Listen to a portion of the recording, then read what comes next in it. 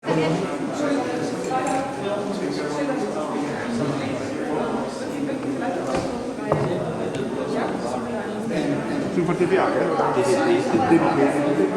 get in here with the picture. Also ich meine, so, da bin ich jetzt schon mal da. How are you? No, well, this one. Look up there. Yeah. Oh, yes, the book. There, the book. 1, 2, 3. The most dramatic, in my mind, was a 3-minute exchange between the witness Acquittals, the chief of Einsatzgruppe D, and who's the one who I said confessed to me the killing of 93,000 people, and the Soviet judge, General Nikolaevich, who sat right here. This was the interchange in open court. Now think about this. Think about this. Question. In your testimony, you said that the Einsatzgruppen had the object of annihilating the Jews and the commissars. Is that correct? Answer. Yes. Question. And in what category did you consider the children? For what reason were the children massacred? Answer. The order was that the Jewish population should be totally exterminated. Question. Including children? Answer. Yes. Question. Were all the Jewish children murdered? Answer, yes. In this brief exchange between the Soviet judge and the witness Ollendorf, the consummate evil of the Hitler tyranny was exposed.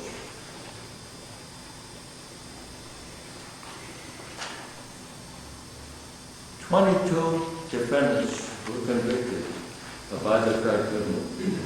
3 were acquitted. I was the only prosecutor.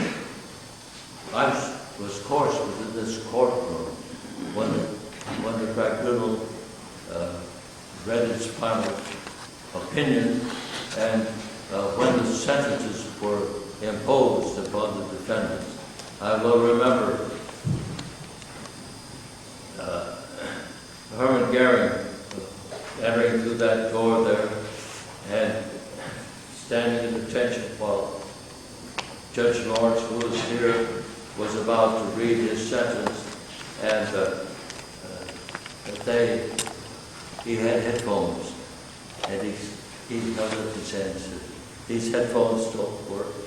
So they had to replace the headphones for Goering and put on another set of headphones. And after which Judge Lawrence read the sentence declaring Hermann Goering guilty as charged and sentenced to die by hanging.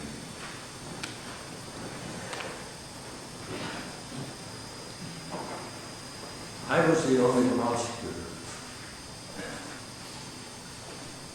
to be present in this palace of justice on the night of the execution.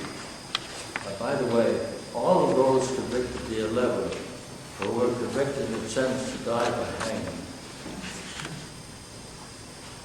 were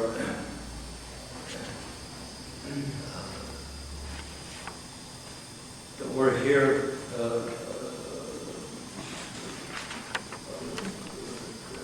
at the moment that the executions were to be called, and in this palace of justice, down below, of course. It was 11 minutes. Well, though I was assigned by Justice Jackson to be present here at the executions, I was not allowed into the execution chamber itself.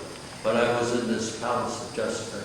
I was the only one of the prosecutors present in this most dramatic evening of my life. It was at 11 minutes past 1 o'clock on the morning of October 16, 1946, when the white-faced former foreign minister Joachim von Ribbentrop stepped through the door into the execution chamber, which had been constructed in the basement of this Palace of Justice, and faced the gallows on which he and the others condemned to die by the tribunal were to be hanged.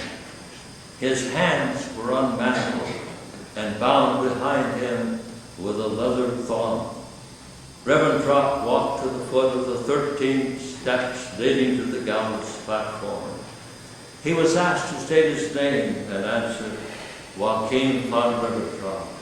Flanked by 2 guards and followed by the chaplain, he slowly mounted the stairs.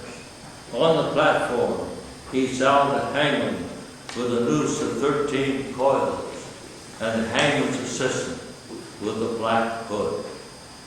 He stood on the track, and his feet were bound with a wet army belt. Asked to state any last words, he said, God protect Germany. God have mercy on my soul. My last wish is that German unity be maintained, that understanding between East and West be realized, and there be peace for the world. The trap was sprung, and Ribbentrop died at 1:29.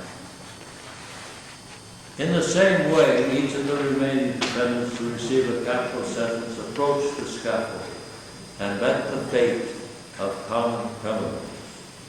After the executions, the body of each man was placed upon a simple wooden coffin. The body of Hermann Goering, who had committed suicide of that time, was brought in and placed upon its box, and there to be photographed with the others. In the early morning hours, 2 trucks carrying the 11 caskets left the prison compound at the Palace of Justice, bound for Munich crematory. There, during all of that day, the bodies were cremated. It was reported that in the evening, the 11 urns containing the ashes were taken away to be emptied into the river Isar. The dust of the dead was carried along in the currents of the stream to the Danube and thence to the sea. The other 7 who were sentenced to varying terms of imprisonment were brought to Spandau prison in the British sector of Berlin, the only prisoners in a prison built to house 600 inmates. The first to be released was Hitler's successor, Admiral Karl Dönitz, and the last was Rudolf Hess, who managed somehow to commit suicide on August 17, 1987, 41 years after the final judgment of the president.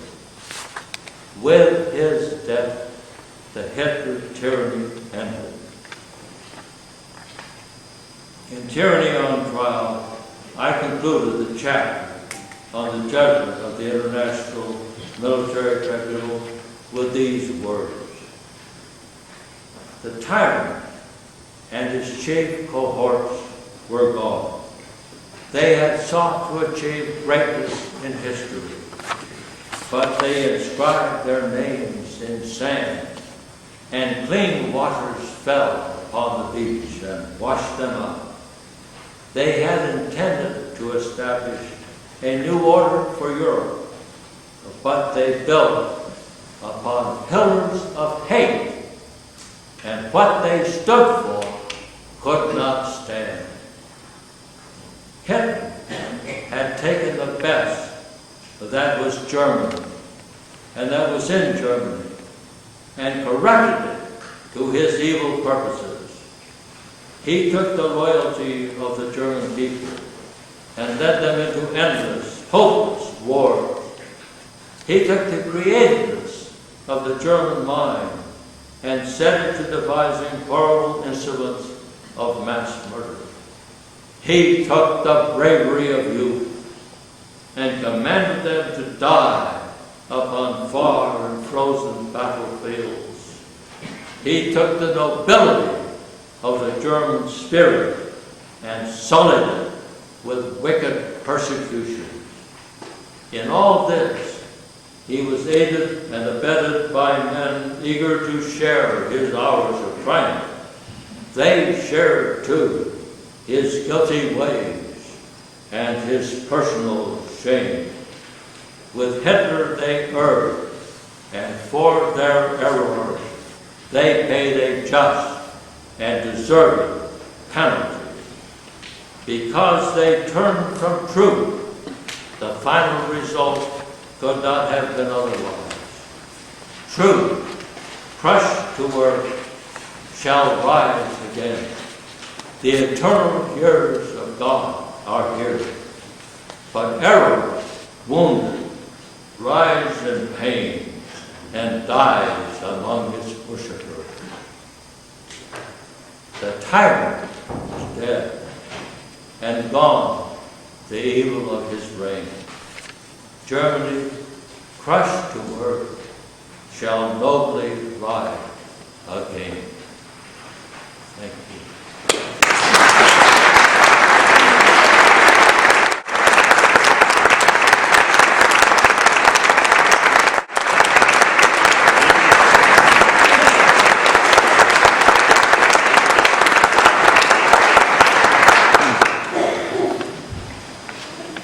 Thank you very much, Whitney, for this incredibly personal and moving speech you just delivered to us. It's almost a little bit of shame, I have the feeling, that at this moment this evening to ask you to come forward with questions, because it is as it is. He has delivered his speech, and we are all impressed, and somehow the spirit and the history came back to us and made this trial which took place in this room again a little bit of a reality with us here tonight. Nevertheless, Whitney offered to take some questions, so if you have any questions, please step forward and formulate them. He's happy to answer, if he can, he said. Repeat the question to them. Maybe I would have a question to start with. You were saying that during the Nuremberg trial there were 4 teams. The American, the French, the British and the Russians. They all had their different strategies, didn't they? Was it really, did you have the impression as an American prosecutor that it was a common enterprise, that they were really, the trial was really an international trial? No, of course. Each prosecution team was assigned a specific part of the lawsuit, as I said. But each country, the lawyers, these were all lawyers, they were trained in the law, and they responded to their responsibilities of that responsible for this crime. Well, Justice Jackson contacted our people in Washington, and they said there's little doubt about this, because the question of who was in the K-team force at that time. Were the Germans there, as you're contending, or were the Soviets were there first? And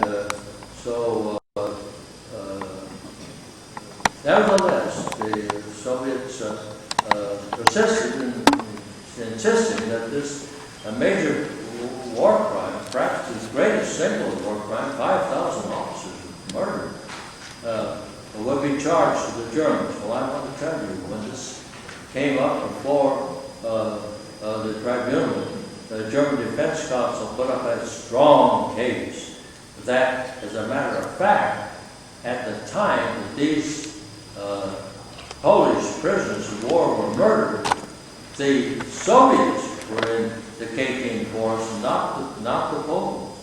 And they produced documents, letters and things that had been taken from the soldiers, establishing the date such that it was rather convincing that, in fact, this was not a German crime at all.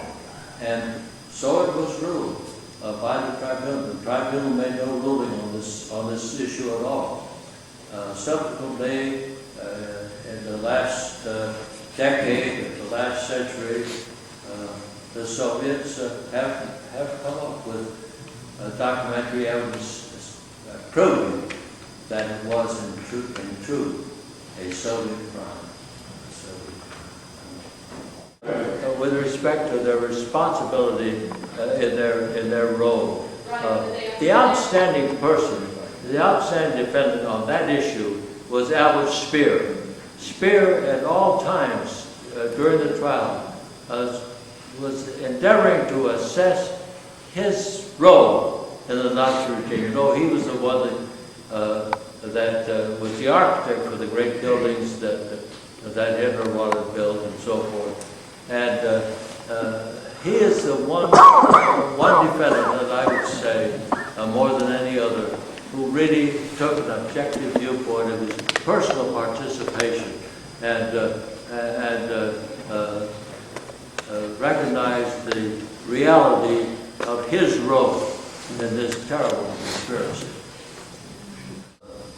Justice Jackson was quite unhappy that Schock was acquitted. Schock was, you know, he is really the one who paved the way for Adolf Hitler gaining his dictatorial powers in Germany.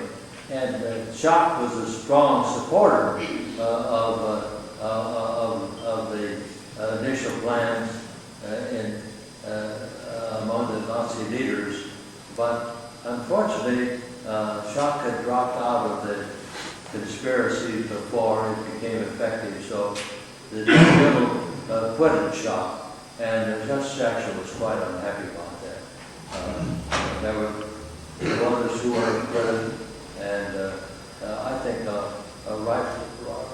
rightly so. You know, when you stop to think about it, how many people lost their lives in World War II? How many? They say 30 million. 30 million people died in this terrible war. How many did we hang at Nuremberg?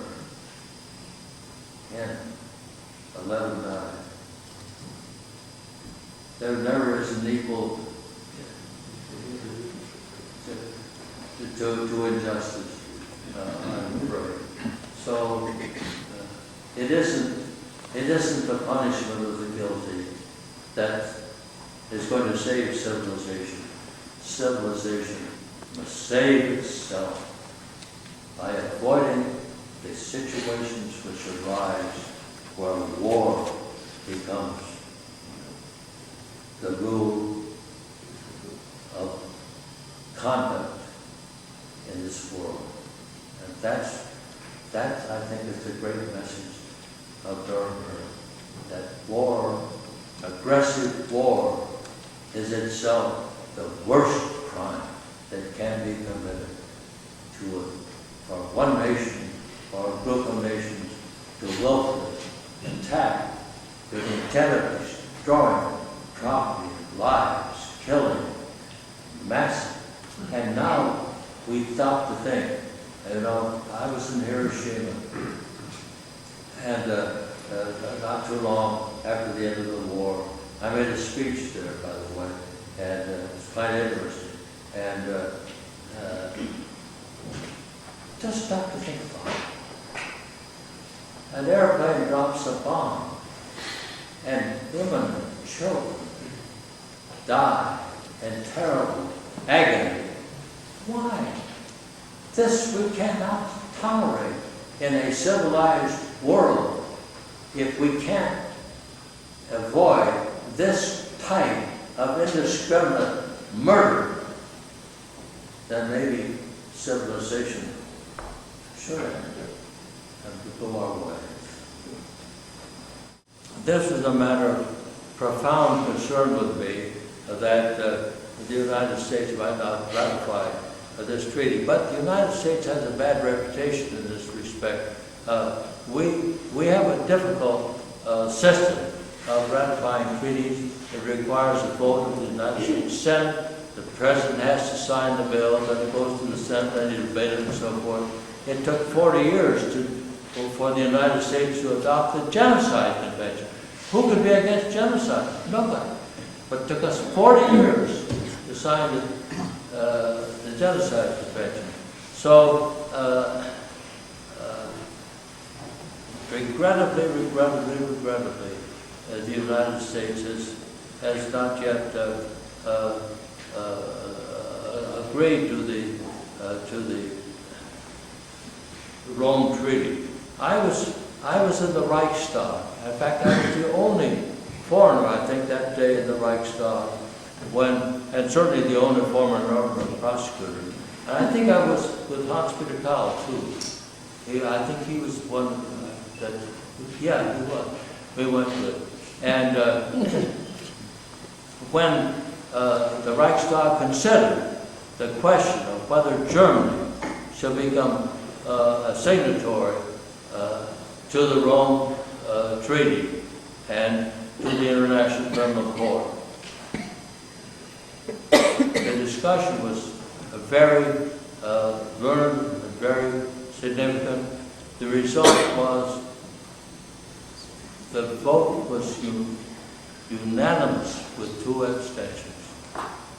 The vote of the Reichstag was unanimous that Germany should become a member of the International Criminal Court. And I remember Hans-Peter Kahl and I went across the street to a little restaurant when it was over, and we toasted each other with a bottle of wine. But this is a truly significant thing, that Germany, after all this, would be a leader in establishing a system of justice in the world, which would ultimately outlaw these terrible crimes that occurred in the Hitler regime. So I can only speak with deep regret in my heart that the United States of America,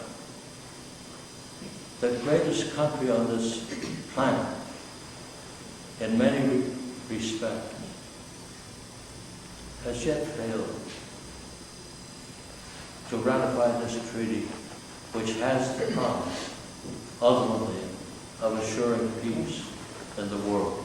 And all of us who are concerned about this are not going to stop until our country becomes a member of the ICC. Thank you. Tonight to hand them over to Whitney Harris, that his 1954 compilation of the Nuremberg evidence of the Nuremberg trials is now available in the German language, thanks to Ms. Seeberger, who translated the book, thanks to the Jackson Center, who financed most of the book, and thanks to the Berliner Wissenschaftsverlag, who decided to edit the book in this nice format. I have some sheets if you want to order the book. Yes, so that's a wonderful compilation of the evidence at Nuremberg. This is, I think, the best contribution that it does. That this is a summary of the evidence which was forthcoming at Nuremberg, and it has a foreword by Hans-Peter Kahl, the German judge at the ICC, a close friend of Whitney Harris. So you can see that this book is of enormous importance, I think, also to the German people. So the last words for tonight, Whitney. Thank you so much for sharing your experience in Nuremberg at this trial with us here tonight, and all the best of luck for you and your family. And I hope to see you again in this room at some time. Thank you very much.